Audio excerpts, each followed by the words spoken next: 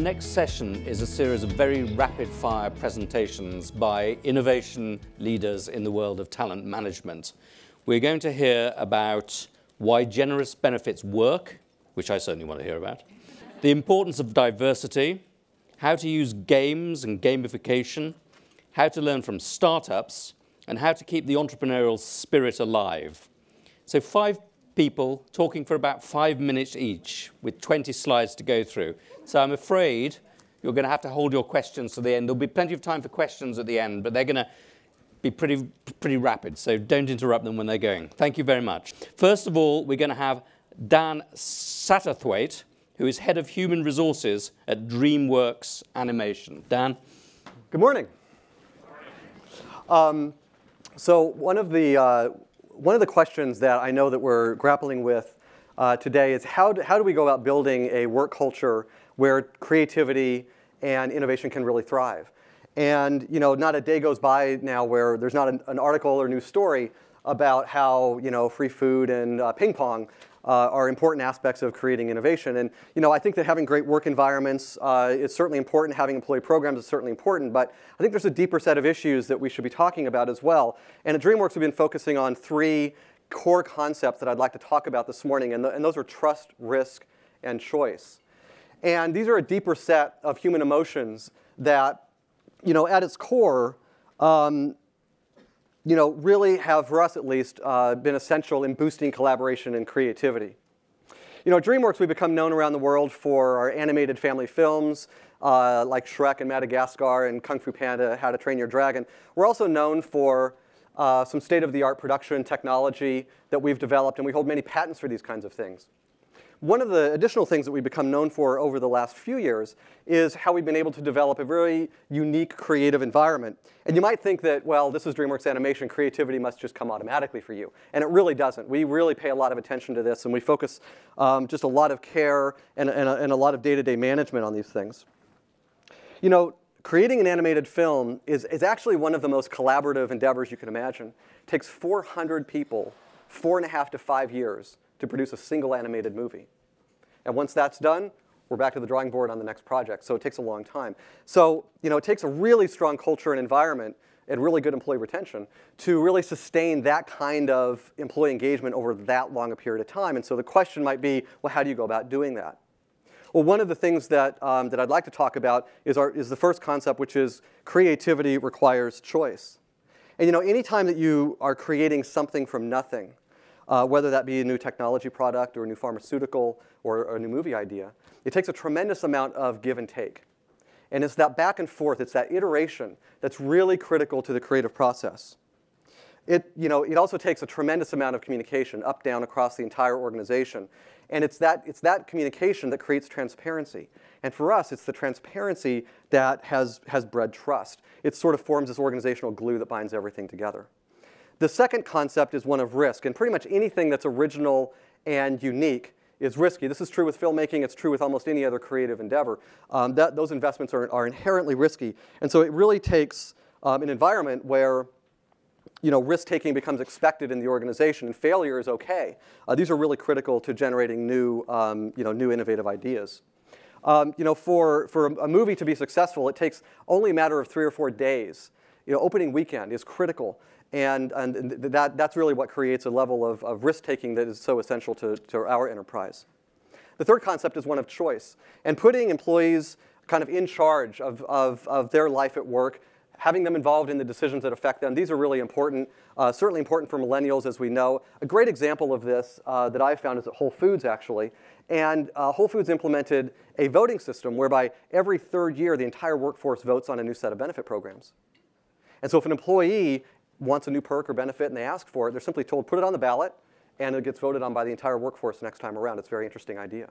Now, at DreamWorks, our average age is 34, and we have a 94% retention rate on average per year. A full 1/3 of our workforce are millennials, and if I just look at our production environment, 65% are millennials. And so we have a large population of young people who stick around for a long time.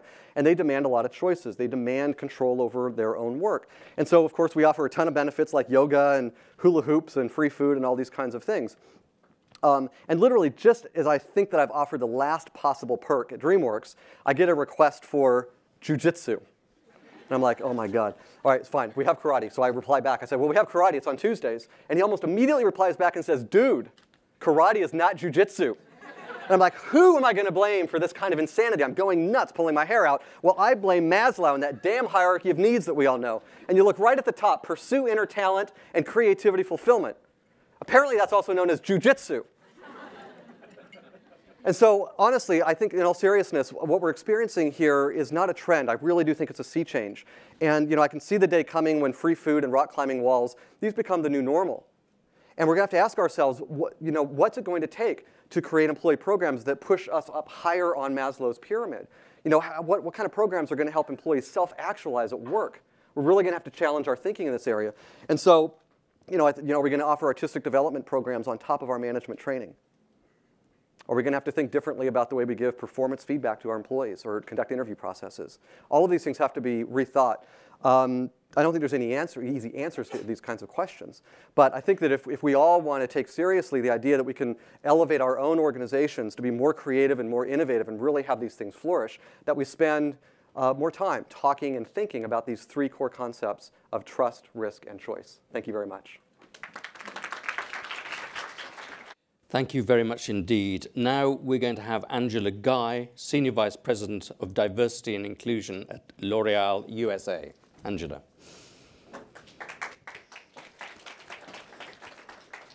Hello. I am a single black female, 50 plus. I have a smartphone that I use for work and family during my 4-hour commute every day. I now also have carpal tunnel syndrome as a result of that. But I'm here, these are my dimensions of diversity, and I'm here to share with you how diversity can influence your business. You see the definition of diversity, but at L'Oreal, diversity is about this mosaic of people who bring a variety of perspectives and differences as assets to the group in which they interact. Now, there are lots of dimensions to diversity. They can be internal, like your age or your gender. They can be external, like your income or education level. They can also be organizational, like your affiliation to a union or your seniority. The key is making diversity inclusive. And this is the definition of inclusion. It's about this integration of individuals as contributors throughout the organization at every level.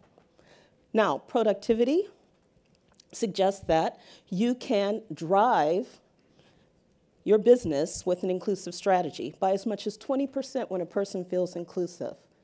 Conversely, you can see a decrease in productivity if they feel excluded. That's why diversity isn't just about the numbers. It's about having an inclusive strategy. And at L'Oreal, inclusion is a key part of our growth strategy. Our mission as a company is to provide the best of beauty for all. And that all is strategically important to our business when you consider that in the US, we have basically every nationality right here, fully integrated into our marketplace. And the ability to leverage that diversity is key. Look at the census. 37% of the US population is made up of people of these different origins. By the year 2042, they will represent half of the US population. Now, most businesses focus on the big groups. Caucasians at 50%. We've been talking about Hispanics, they're over 16%, but the smaller groups mean something too. The Asian population has now surpassed Hispanics in growth, while only 5%. And blacks at 13% are really driving the spending power within the US. They need to be a part of your overall business strategy. It's critical to your ability to be successful because immigration is driving our overall growth.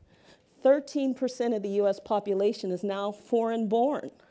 So you have to recognize that this is the scope of your talent, and your ability to leverage that is really critical in your overall success. At L'Oreal, we encourage our employees to share with us what's diverse about their cultures, not only as employees, but as consumers, because consciously or unconsciously, diversity drives innovation, and innovation drives our business. Look at gender. 47% of the labor force is now female. Women buy most categories, they live longer, and quite frankly, more women are getting college degrees today than men. Catalyst did some research. On average, among Fortune 500 companies, they found that those that had the most representation of women on boards had the highest financial support and success than those that had less women. So gender needs to be a key part of your business strategy, and so does people with disability. 1 in 5 Americans now have a mental or physical disability. And it's important to note, statistics say that 25% of millennials will likely have a disability by the time they retire.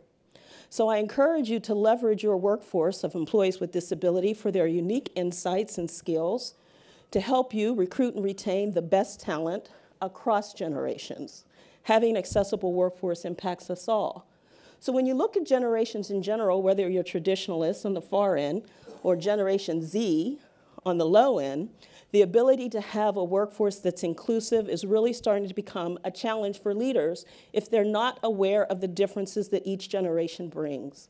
In fact, leaders are starting to become jugglers, really, adjusting their leadership styles to reflect the diversity of their teams in general. So I encourage you to take a look at what it means to open the door and really have an inclusive idea around who your talent is for today and who your talent can be tomorrow.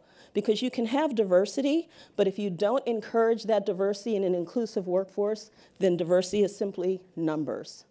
And I can tell you at L'Oreal, for us, diversity really is about inclusion.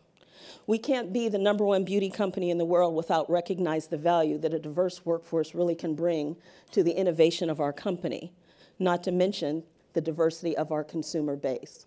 So in this new era of talent management, I encourage you to make diversity inclusion part of your business strategy.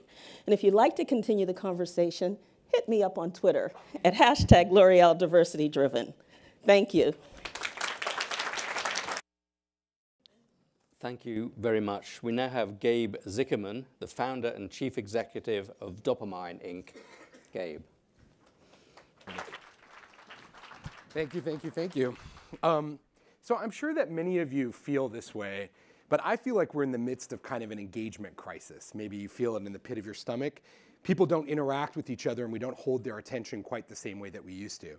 It's kind of a different vibe, a different world that we live in today. But now the stats are actually backing up this feeling you have in your stomach. For example, crazy, in the last 30 days, 4/5 of the American population could not sit through a 22-minute television show without pulling out a second or third screen. That's how ADD we are, right? Absolutely insane, a totally different world from the one that we're used to being in. And this actually extends to even more significant ideas.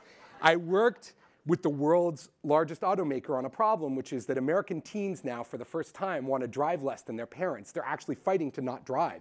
And the reason isn't just that they don't want the environmental devastation of that and they don't want to spend the money. It's that they're hearing the message that they shouldn't text and drive, so they're choosing not to drive instead of texting. It's true. This is a true story and a really, really shocking change in the world that we live in today. And the reason for this is the power of games. It's generations of people brought up playing games that have rewired their brain, and the way that a new era of application systems, products, and tools have used the concepts of games to become ever more engaging. Now, this idea, this concept in general is called gamification, and it's about using the best ideas from games, loyalty programs, and behavioral economics to engage people. You, as the vanguards of talent, technology, and talent, the industry, have got to learn to use this technique to level the playing field, cut through the noise, and create that engagement. Now, it's important to understand what gamification is not. It's not just about throwing some crappy badges up on a website, which is a common misunderstanding about what it is. Badges are important and meaningful, but they in and of themselves do not make an amazing experience. The second thing that gamification is it's not about turning everything into a game. If you have a pretty bad experience for your users, for your employees, we're not going to be able to turn it into a game and magically make it awesome. It's still going to be crap if it was crap before. What we're going to be able to do is take something that's pretty good and make it awesome. And that's what I talk about in the books that I've written on gamification. I've written 3. My most recent book is called The Gamification Revolution, and it looks at how companies, big and small, use this idea to engage their talent, engage their customers, change the world, and I edit the main website on it at gamification.co. Now, what makes an experience fun that we discovered in the book or what makes it engaging are three core things: feedback, friends, and fun. A system needs these three things in order to get and keep people's attention, to cut through the noise, to get them engaged on what they need to do. And a great example of this is Domino's Pizza Hero. So in this game that Domino's built, you play somebody who makes a pizza, they teach you how to spin the dough, put stuff on it, and you can, with the flick of a finger, ship it off to be baked at your local Domino's right out of the game. And that generates for Domino's an incremental $1 million a week in revenue just from this game. But it's also interesting because it trains people on the experience. It teaches them how to make pizza. And in fact, if you're especially good at this game, if you're real good at it, Domino's will invite you to apply for a job directly from this game. And they've said probably about 25 to 30,000 resumes have come in just in a very short period of time from this experience. And so part of the lesson here is it's about letting people in, letting employees and customers in so they understand how the sausage is made. Because this is a big piece of the new kind of engagement and loyalty we're trying to build, understand the works.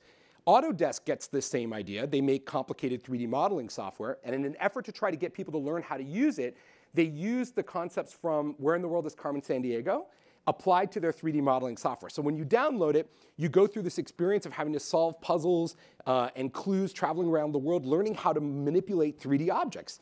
And this process, this little kind of challenge-oriented gamification that they layered on top, has had an amazing effect. They've increased the amount of time that people will learn by 40% and increased total revenue by 17%.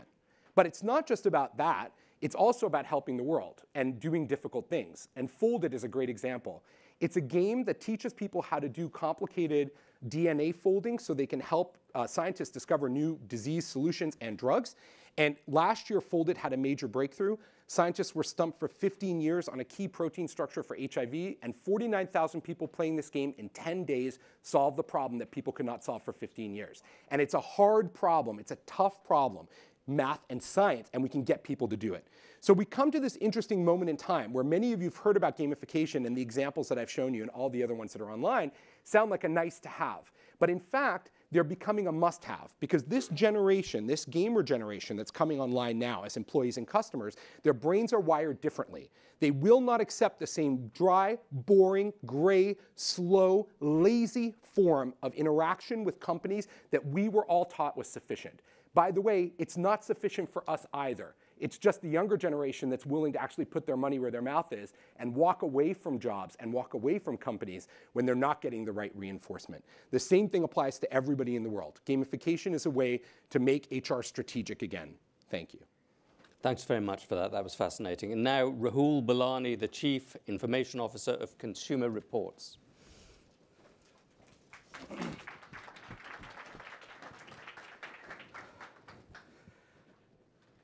Good afternoon, everybody. I'm Rahul Belani, Chief Information Officer at Consumer Reports, where for the past 7 years I've been responsible for all things technology. But today I'm going to be focusing on the responsibility I have to help Consumer Reports transform its workplace into more innovation. Consumer Reports is a 77-year-old organization. We are headquartered in Yonkers, New York, where we have 50+ product testing labs. We have a auto test track in Connecticut, and we have advocacy efforts throughout the country. The culture of experimentation does not come naturally to Consumer Reports, which hinders us in the way we innovate and in the way we iterate products. We needed to infuse new ideas and new thoughts into how people do product development. We wanted to get away from working in silos and bring new cultures and new thinking into the workspace. So we went into lots of different areas as to figuring out what we should be doing. We looked at Silicon Valley. We made a few visits out to the West Coast, and we looked at companies we admire, the startups in Silicon Valley, and we wanted to learn from the culture they have and infuse those ideas into our own organization and become more creative and innovative. As an example, we have lots of data. We have many, many unique data sets which we do not use fully in our products and services. We wanted ways to unlock that data and bring that data to life. We have lots of passionate staff who want to work on these ideas, and they have these ideas. They want to bring these ideas to life. They want to collaborate with their colleagues and work with them so that these ideas can come into life. So we thought of three things, and we said, let's do three things. So the first thing we did was back in 2012, we organized our first hackathon. We had 75 people from across the organization get together for a day. We asked them to put away their day jobs for a day and then collaborate with their colleagues to bring their product ideas into life. That event was so successful that just last week we had a second event where we had similar kinds of participation, similar kinds of energy and enthusiasm where people participated and brought their ideas to life. The second thing we did was we looked at lean startup. We had about 50 people who are responsible on a day-to-day basis for product development, go off-site and learn the lean startup methods about engaging with customers, doing iterative ways of product development, and bringing that back into the organization. In addition to the 50 people that went off-site and did lean startup training, what we did internally was also train and coach and make senior management aware of the lean startup process, because then we use them as champions to promote that concept and that methods across the organization. We right now have an organization-wide initiative going on to train many people who are in lean startup. The third thing we did was we found a place. We needed a place to work remotely, separate from the Yonkers office, where people could innovate and think about new ideas and bring fresh thinking into the organization. We initially looked at Silicon Valley because that's where all the buzz is, that's where all the stuff is. But then we quickly realized that New York City also has a lot of the same qualities that we were looking for in Silicon Valley. We found a co-working space in New York and in Alley, New York City. We set up a innovation center. We have a team of about 4 innovators whose day job is to just experiment with stuff and try out new ways of creating and developing new products. The space we have at the Innovation Center is a very small space, but I keep saying to everyone that it's not the space that's of value to us, it's what's around it that's valuable. There are so many other startup-type companies in that space that the innovators in that space get to engage with them. To make this team successful, because they're removed from the main office, we need to make sure that they're constantly connected and in touch with the main organization. We require, or we ask them to participate in regular meetings and updates. Internally, back in the office, we take advantage of internal marketing events where we bring people in and we explain to them the work the Innovation Center is doing and the incredible value it's providing to the organization. We also have staff and senior management visit the Innovation Center on a regular basis so that they can experience the different culture and the different environment. And the last thing you want to do, and you do not want to forget this, is to continue to engage with your product management teams. If you're a product management group, you need to have that group very closely connected to the Innovation Center or the innovation team. So slowly but surely, our organization is changing. We are becoming more innovative. We are becoming more collaborative. The silos are coming down, and people are taking more risk, and we are transforming ourselves. And here I am in conclusion. We are here. No one would have thought that a 77-year-old organization would be able to transform itself the way we are. We are not there yet. We are in that journey, but we are well on our way. Speaking at a conference like this, in a venue like this, on a topic such as this, was unimaginable about 2 years ago at Consumer Reports. So the things I've shared with you are changing our organization. Our people are changing. Our organization is changing. The culture is changing. And I am sure if you do some of these things, it will change your organization as well. Thank you for your time, and appreciate it. We now have Diane Hoskins, the co-chief executive of Gensler. Diane, come on. Thank you. Hi there, good morning. I'm Diane Hoskins, and I'm co-CEO of Gensler. Gensler is one of the largest architecture and design firms in the world. What I want to talk to you today about is how to unlock the power of your people by building an entrepreneurial culture in your organization. So first of all, architecture. So architecture is as old as mankind. I mean, architecture is everywhere. In fact, there are 17,000 architecture firms in the United States today. What's really interesting is that 99% of those firms are organizations of 100 people or less. In fact, 50% of architecture firms have 20 people or less. So in this world of small businesses, how did Gensler get to be an organization of over 4,000 people worldwide? So first of all, we hire great people, but we support them with an entrepreneurial culture. We really believe that there's an entrepreneur inside of everyone, and our goal is to unlock that potential. So I want to talk about 4 key principles of that culture. First of all, listening to the marketplace, finding unmet needs. We encourage people to do this. In 1965, this is how Art Gensler started our organization.